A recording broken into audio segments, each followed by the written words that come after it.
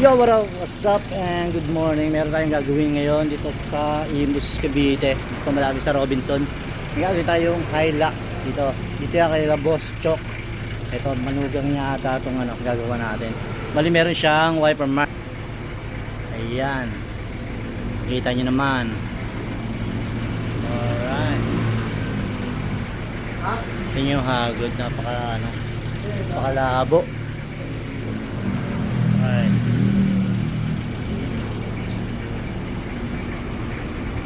Ayan yung before.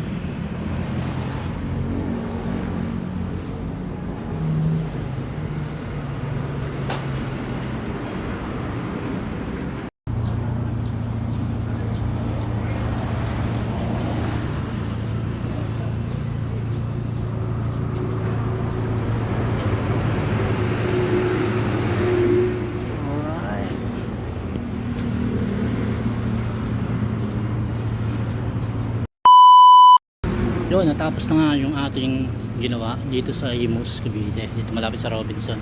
Mali papakita natin yung after natin ginawa dito sa Imus, Cavite. Windshield restoration, 4 scratches. Ayan na.